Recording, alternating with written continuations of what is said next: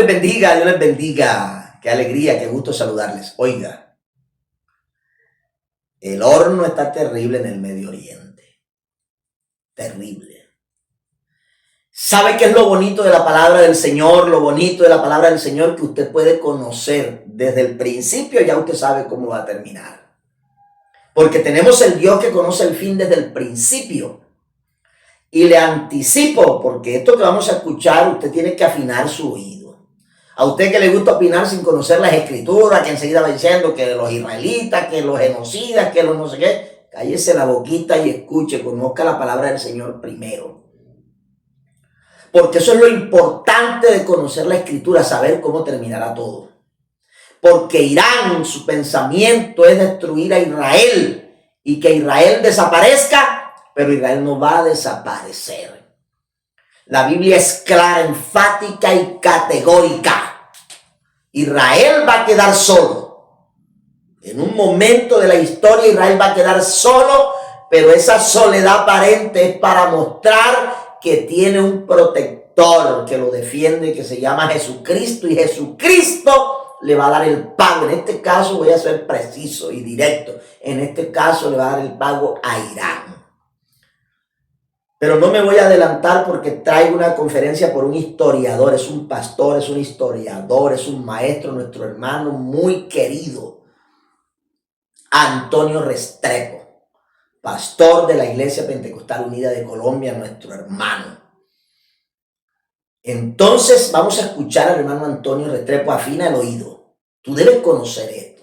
Y usted, si es un predicador, es un líder que está en formación, usted debe escuchar esto para que aprenda cómo usar la escritura y saber cómo va a terminar Irán, porque debe saber, según la Biblia, cómo va a terminar Irán, cómo va a terminar Israel y lo que está por venir, hermanos, así como dice nuestro hermano en la conferencia, más temprano que tarde. Porque escúcheme, el Irán que estás viendo hoy por la televisión, escúchame, el Irán que hoy está viendo por televisión todo lo que está pasando en este momento, un día no lo vas a ver más, porque este Irán va a desaparecer. Ellos quieren hacer desaparecer a Israel. Y todas esas armas que ellos tienen es para hacer desaparecer a Israel, pero Israel no va a desaparecer. Quien va a desaparecer es Irán, y no solo Irán. Pero no me voy a adelantar más. Vamos a escuchar esta poderosa conferencia de nuestro hermano Antonio Restrepo. Irán, el tiempo se acabó.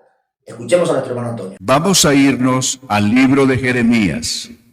En el libro de Jeremías vamos a leer del verso 34 en adelante. Jeremías 49, 34. 49, verso 34 en adelante. El profeta Jeremías recibió del Señor este mensaje acerca de Elam. Estoy leyendo la NTV, Nueva Traducción Viviente.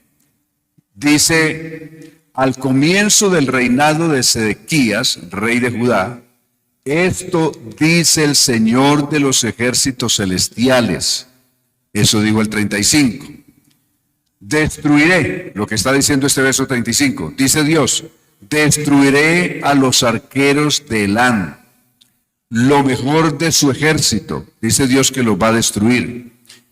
Verso 36, traeré enemigos de todas partes y esparciré a la gente de Elam a los cuatro vientos. Serán desterrados a países de todo el mundo. Yo mismo iré con los enemigos de Elam para destrozarla. En mi ira feroz traeré gran desastre sobre el pueblo de Elam, dice el Señor. Amén. Vamos a dejar hasta ahí. Pues él siguió diciendo el verso: sus enemigos los perseguirán con espada hasta que lo destruya por completo, hasta ser destruidos por completo. Amén. Entonces, ahí tenemos la lectura de la palabra a través de la cual estaremos hablando hoy. Elam es Irán. Ya les vamos a mostrar el mapa un poco más adelantico. Les adelanto estas citas. ¿Dónde comienza Elam? ¿Cuándo se menciona por primera vez Elam?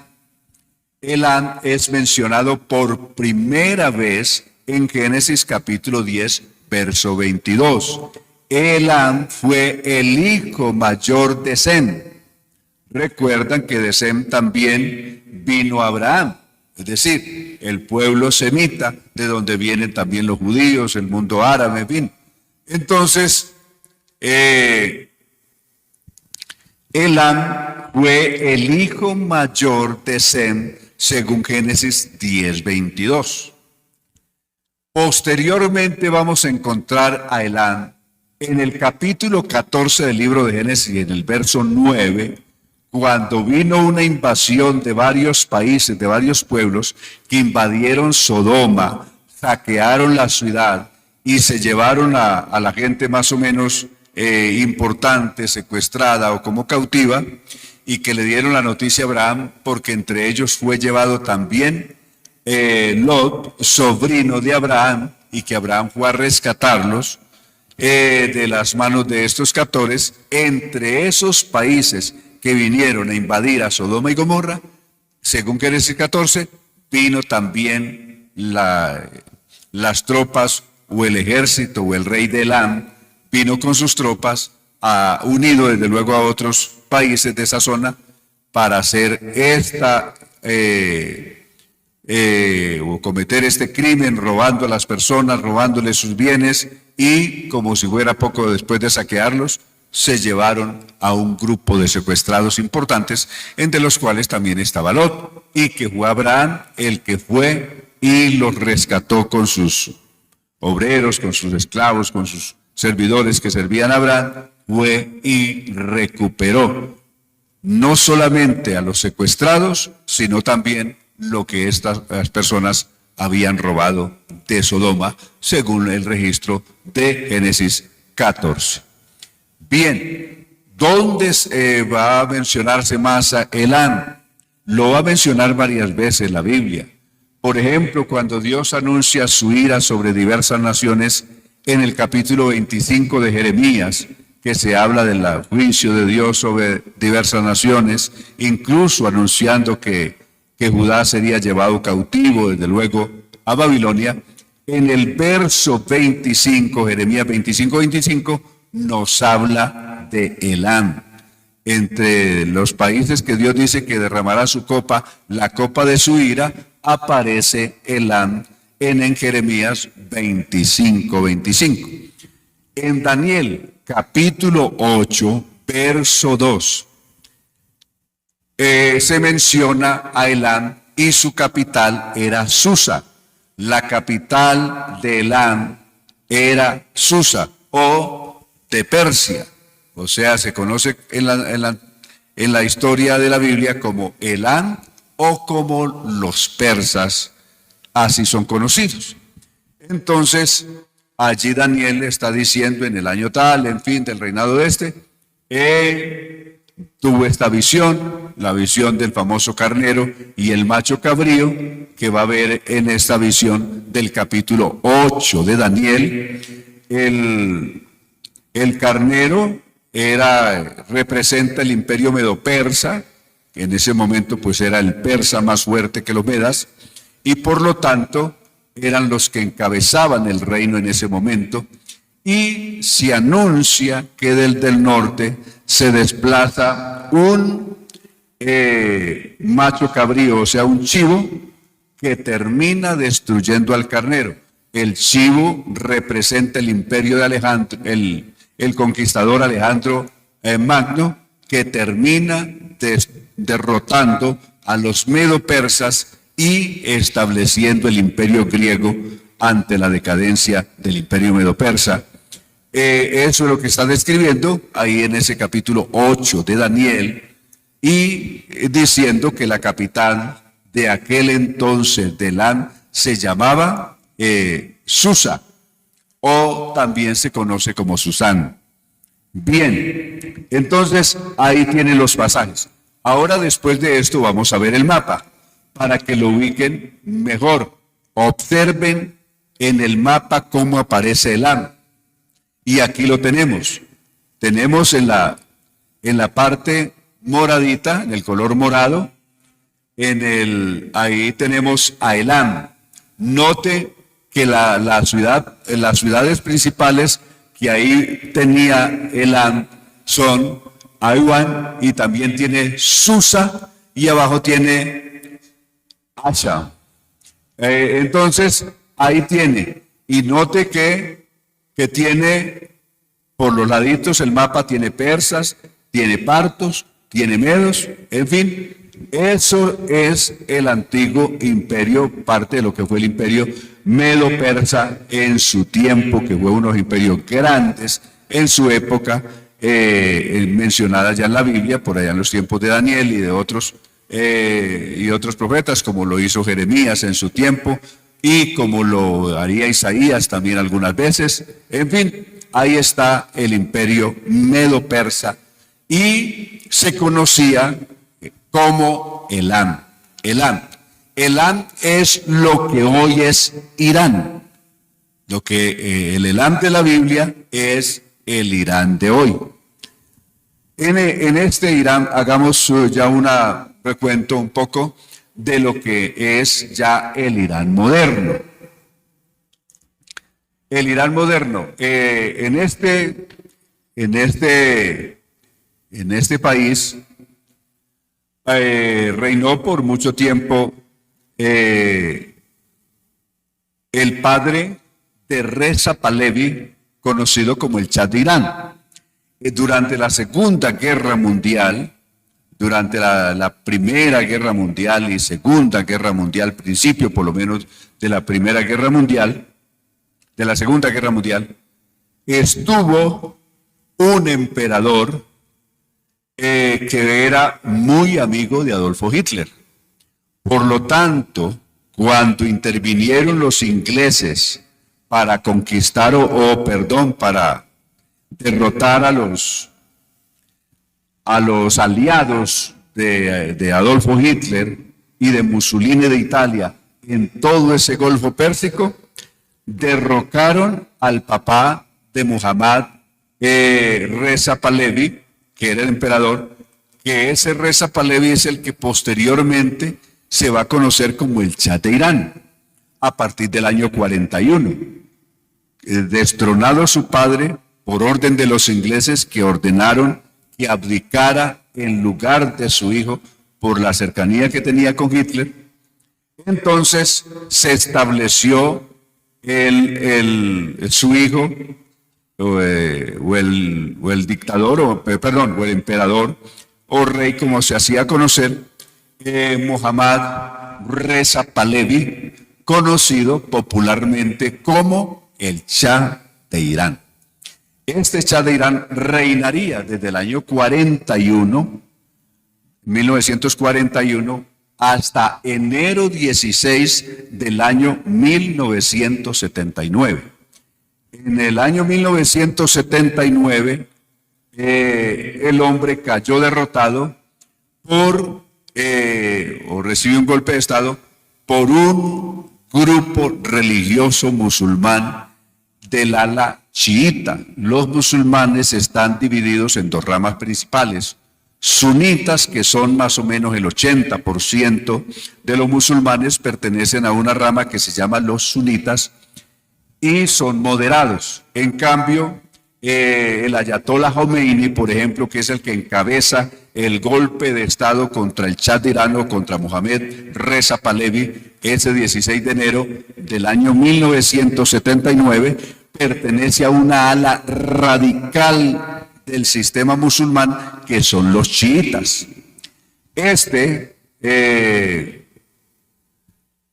Estos radicales musulmanes, que es un grupo religioso radical, como ya dijimos, son los que ponen fin a lo que fue el imperio del Shah de Irán,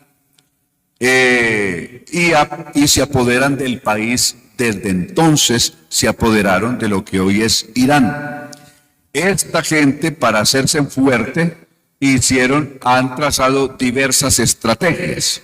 Una, tratar de desarrollar su sistema armamentista y convertirse en una potencia militar, no tanto, pero sí una potencia en cuestión de armamentismo, como que han estado luchando por años por desarrollar armas atómicas, que hasta hoy no se tiene la seguridad de que de verdad hayan podido desarrollar o tener algún éxito en esto, pero ese ha sido su afán. ¿Y el afán por qué? Porque ellos quieren desarrollar armas atómicas, porque su gran enemigo, es decir, el enemigo que ellos ven en esa región, es Israel. Para ellos Israel debe desaparecer del mapa. Es decir, para ellos se debe cumplir lo que dice el Salmo 83:3 en adelante, de que Israel tiene que desaparecer del mapa para que el sistema musulmán y especialmente el sistema chiita pueda tener éxito no solamente en toda esa región, sino poder ser respetado en el mundo. Pero aquí vienen los peros, aquí vienen los asuntos. Vamos a ir despacio con esto. Ellos, al llegar al poder, ¿qué hicieron? Degradaron el ejército y la policía de este país y realmente la pusieron en un segundo plano porque armaron una guardia que se llama la Guardia Revolucionaria o la Guardia de la Revolución Islámica, que es la que pusieron estos Ayatollah Khomeini, que es una familia gobernante, y el ejército y la policía pasaron supuestamente a defender las fronteras, en fin, y los que tienen el manto y la autoridad para hacer lo que las autoridades religiosas quieran con la gente de ese país son la denominada Guardia Revolucionaria de la Revolución de Irán. Está compuesta por primero por creyentes es decir, personas muy comprometidas con la religión musulmana y especialmente con el ala chiita, muy radicales en sí. Estas personas tienen como misión no solamente someter, castigar, condenar a muerte a las personas que según ellos no cumplan las normas del Islam dentro del país, sino también tienen otra misión: buscar apoyar países que sean enemigos de Israel. Es decir, buscar patrocinar grupos terroristas en países que les permitan esto. Por ejemplo, lo hacen con Yemen. En Yemen patrocinan ellos un grupo terrorista para que ataque a Israel y para que ataque barcos y navíos de intereses de Israel que crucen por el Golfo de allí, es decir, el Golfo Pérsico, que atraviesen el Canal del Suez. También han armado grupos terroristas para que ataquen a Israel desde Siria, desde el Líbano. Por ejemplo, desde el Líbano tienen a Hezbollah, y es de Siria, que es un grupo proiraní armado por Irán para que desde muchos años atrás, por allá desde el año 95, ataquen a Israel. Desde allí, en el año 2006, por ejemplo, se desarrolló una guerra entre Israel y este grupo Hezbollah, que ha tenido como asiento al país del Líbano. También ellos son los que han apoyado con armamento y con todo a los terroristas de Hamás afincados en la Franja de Gaza. Es decir, hasta aquí Irán no había lanzado un ataque directo contra Israel, sino que lo ha hecho siempre a través de sus milicias terroristas ubicados en Yemen, en Siria, en Líbano y en la Franja de Gaza. No es que todos los gazatíes sean terroristas, sino que se infiltraron los terroristas apoyados por Irán, desafortunadamente en esta franja, y han hecho ese enorme daño que todos conocemos. Entonces, eso es lo que ha pasado. El primer ataque que directamente Irán lanza contra Israel es el que se dio el 13 de abril, es decir, el sábado anterior, sobre Israel.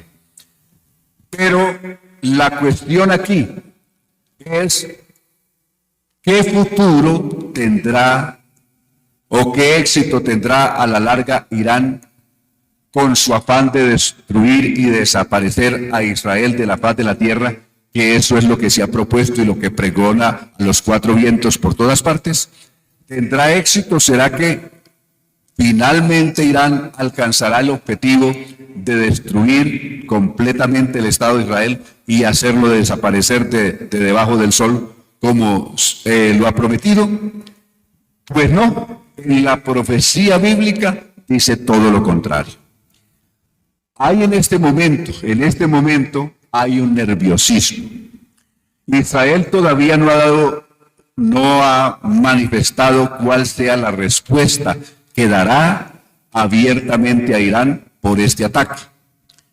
Pero Israel dice que se reserva el derecho de responder el ataque directamente, atacando directamente a Irán, o no sabemos si a Irán o a sus intereses, aunque se espera un ataque directo contra Irán. En cuestión de poderío militar, las tropas militares de Irán en este momento son unos 125.000, pero le digo, como saben, este cuerpo de seguridad entre policía y ejército está relegado a un segundo plano. Los que tienen realmente la autoridad allí es la denominada Guardia de la Revolución. Todos estos regímenes autoritarios que han existido en la historia, lo que primero hacen es desmontar las autoridades legalmente establecidas y establecer las suyas propias. Eso pasó ha pasado cantidad de veces en la historia. Por ejemplo, hacia el año 250 antes de Cristo, Qi Huang, que fue el primer gran emperador de China. China eran 7 reinos divididos, y vino un hombre que unificó todos esos reinos por la fuerza, y fue el famoso Qi Huang, conocido también como King Huang, o rey. Y este hombre no creía en ninguno de los que antes hacían parte de fuerzas armadas o de ejército o combatientes de estos reinos que conquistó, ni siquiera del mismo al que él pertenecía. Entonces nombró una guardia personal que fueron los famosos terracotas.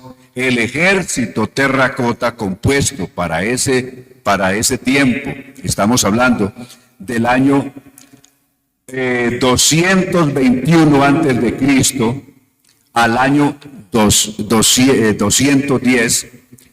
En ese periodo de tiempo fue el reinado de este señor Qi Huang en China, y nombró él mismo de sus más allegados, nombró su guardia personal, que fueron el famoso ejército terracota, con esta condición de que a la muerte de él, cuando él muriera, también ellos se enterraran en el mismo lugar donde lo enterraran a él, se tendrían que enterrar vivos también esta guardia personal, porque temía que si había otra vida después de la muerte y él tuviera que encontrarse con sus enemigos al otro lado de esta vida, o en otra vida tenerse que ver con sus enemigos, él necesitaba llevar su guardia personal para que estos lo defendieran y lucharan por él después de esta vida en la otra vida, si había otra vida según él. Por eso, ¿qué han encontrado?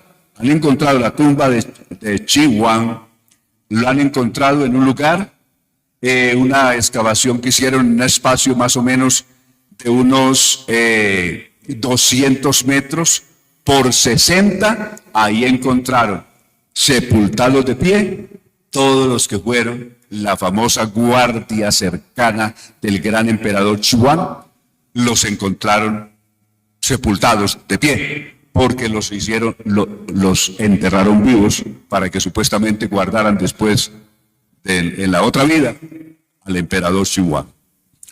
Lo mismo, esta gente, lo mismo te haría un antepasado, por ejemplo, de lo que hoy es Irán, es decir, en los tiempos de los medopersas. El persa Darío III, que fue el último de ese imperio medopersa, que cayó vencido por Alejandro el 1 de octubre del año 331 en la famosa batalla de Guacamela, una de las famosas batallas más famosas de la historia, tal vez con Waterloo en el tiempo moderno, en el tiempo más cercano, en las batallas más resonadas de la historia está esa. Y para esta batalla, pues acompañaban a Darío III unos 200 a 250.000 hombres, era el ejército del rey persa, del emperador persa, Darío III. Y Alejandro pues apenas contaba aproximadamente con unos 60.000 en total. Es decir, Alejandro luchaba en una inferioridad muy grande contra este emperador persa. Aparte de eso, de los 200 o 250.000 que tenía Darío, estaba acompañado de su guardia personal. Y la guardia personal que acompañaba a Darío III eran de 10.000 hombres y se conocían como los inmortales. Según el emperador y según la creía la gente de su tiempo, esta gente, la guardia personal de Darío III, era tan poderosa que eran inmortales. Es decir, no había cómo luchar contra ellos porque se luchaba contra seres inmortales. Es la fantasía que se tenía. Eso en ningún momento es realidad. Pues tan falsa era la creencia de que eran inmortales que cuando enfrentaron a Alejandro, en ese año 331, ahí no solamente cayeron los 200 o 250.000 hombres que acompañaban a Darío, cayó el mismo Darío y cayeron sus 10.000 inmortales, fueron vencidos. Entonces, en la famosa batalla de Guagamela.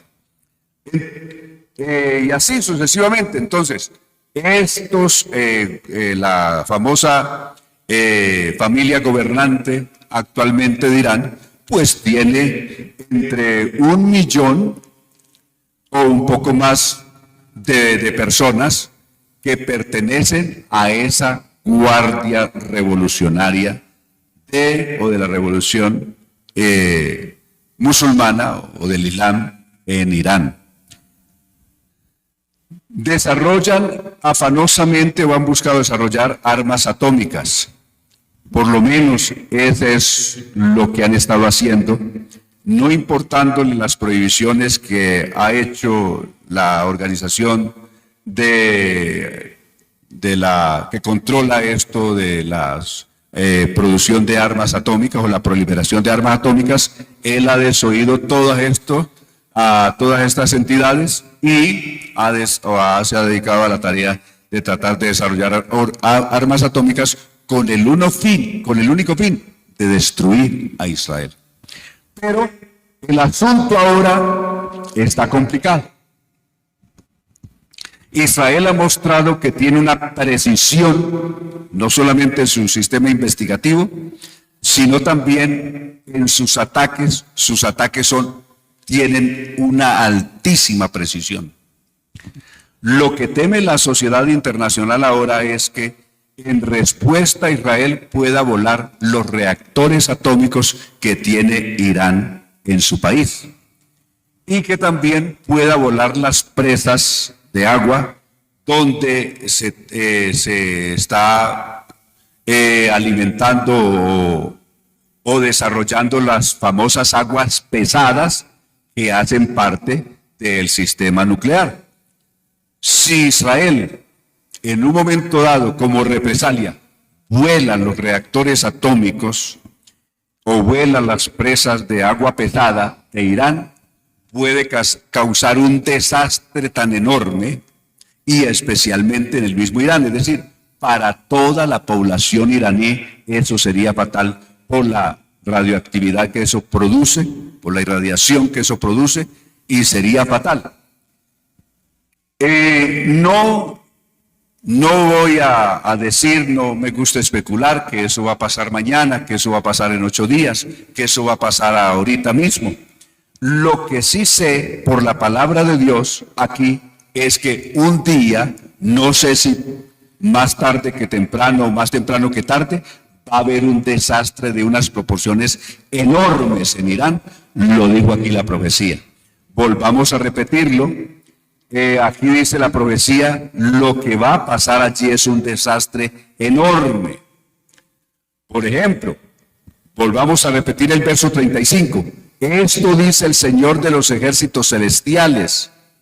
Dice, destruiré a los arqueros de Elán. La gente de esta zona del mundo antiguamente eran famosos arqueros y se hicieron famosos por eso en el mundo antes de Cristo.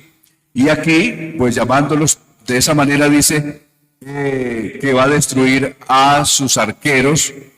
Luego dice el verso 36, traeré enemigos de todas partes. Traeré enemigos de todas partes. Esto tiene una tremenda actualidad. El sábado pasado, que Irán lanzó este ataque, pensó que solamente el sistema de defensa de Israel iba a responder. Y resulta que no contaba con que ese ataque también lo respondieron Francia, Estados Unidos, la Arabia Saudí, entre otros países que respondieron y derribaron o ayudaron a derribar misiles y drones que venían, desde luego, con armas para hacer daño en Israel, y fueron destruidos, incluyendo Jordania, que es el inmediato país vecino de Israel. Siendo Arabia Saudí musulmana, solo que pertenece a la otra ala del sistema musulmán, que son los suníes. Siendo Jordania musulmán, pero pertenece al ala suní y no a la chiita, a la que pertenece Irán. Cualquiera hubiera pensado que en cualquier ataque de Irán, Arabia Saudí estaría del lado de Irán, o que estaría Jordania del lado de Irán. Pues no, estuvieron del lado de Israel. Estuvo Francia, Estados Unidos, Alemania, entre otros países, al lado de Israel. Entonces, eso es lo que el texto está diciendo. Dice aquí, el verso 36 dice, traeré enemigos de todas partes. Es decir, de todas partes traerá enemigos Dios contra Elán o contra Irán. Dios traerá enemigos de todas partes. Y esparciré a Elán a los 4 vientos.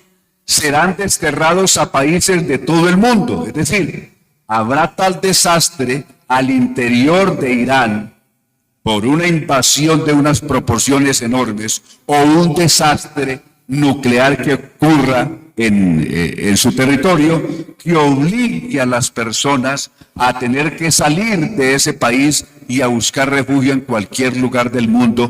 Dice, en todos los países del mundo, está diciendo el final de ese verso 36. Y el verso 37 dice Dios, yo mismo iré con los enemigos de Irán. Es decir, Dios acompañará a los enemigos de Irán para destrozarla, para que Irán sea destrozado. En mi ira, en mi furor, dice Dios, traeré gran desastre sobre el pueblo de Irán o sobre el pueblo de Irán. Dios dice, por eso no especulo, no le digo que ahora, en 8 días, o que en esta próxima respuesta que de Israel será que se cumpla esta profecía y será el gran desastre. No, tal vez no lo sea, como puede ser, puede que no lo sea todavía. Pero lo cierto es que más temprano que tarde, esta profecía se cumplirá y ocurrirá al interior de Irán un desastre de unas proporciones que todavía la gente no puede imaginar. Y no lo alcanza a imaginar porque no ha ocurrido. Pero cuando esto pase, será espantoso. Yo mismo iré, verso 37, con los enemigos de Elán para destrozarla. En mi ira, en mi furor, traeré gran desastre sobre el pueblo de Elán, dice el Señor. Sus enemigos lo perseguirán con espada hasta que yo lo destruya por completo. El que lo va a destruir es Dios usando la espada de muchas naciones que lucharán contra Irán en su momento dado. Esa es la profecía que tenemos aquí. Amén. Incluso a futuro, es decir, allá en un más allá, después de que Irán sea destruido, que sus gentes tengan que ir huyendo y buscando refugio por diversos países del mundo, como ya se anunció, en un futuro Dios establecerá, es decir, en un tiempo más adelante a ese desastre, Dios extenderá su reino hasta Elán. Lo dice el verso 38, estableceré mi trono en Elán, dice el Señor. Ese país será destruido y cuando sus gentes hayan huido, en la gran tribulación, con los grandes juicios que Dios traerá en el tiempo de la gran tribulación, el reino del Señor se extenderá hasta ese lugar. Eso hará parte, ese territorio hará parte de lo que será el reino futuro del Señor. Establecerá su trono, es decir, y su trono se establece a partir del establecimiento del reino del Señor en la tierra para el tiempo del milenio. Y dice que el Señor va a extender su trono hasta ese país y destruirá a sus reyes y a sus oficiales. Sin embargo, en los días que vienen restableceré el bienestar del Elán. Yo el Señor he hablado, es decir, cuando ya el Señor en el milenio reine sobre todo eso, pues restablecerá para las pocas personas que hayan logrado sobrevivir en esa región del mundo, habrá un bienestar, es decir, habrá un restablecimiento y habrá bienestar para el Elán. Eso ya se dará en el tiempo del milenio, lo dice el verso 39. Amén. De ahí que tenemos en la profecía bíblica o en la palabra de Dios la respuesta contundente, con toda precisión, a todos los eventos que ocurren en el mundo. No hay nada que pase en el mundo que no esté en la palabra de Dios. Todo lo que ha pasado, todo lo que está pasando y todo lo que va a pasar en el mundo está escrito aquí en esa gloriosa palabra del Señor, como lo acabamos de leer. Gracias al Señor por esa palabra. Por eso, mi amado hermano, iglesia del Señor, esta noche, no es tiempo de dormir, es tiempo de despertar.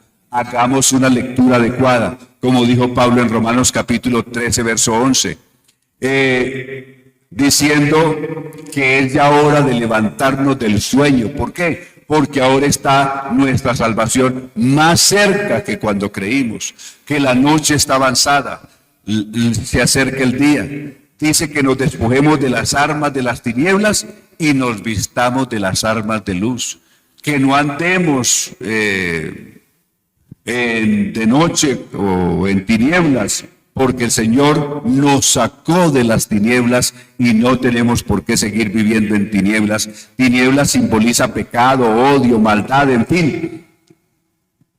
Todo esto significa tinieblas. Nosotros, Pablo dijo a los tesalonicenses, capítulo 5, nosotros no somos de las tinieblas, nosotros somos del día. Por lo tanto, vivamos honestamente, con toda rectitud, en el temor de Dios. Vivamos este tiempo que nos resta, por favor.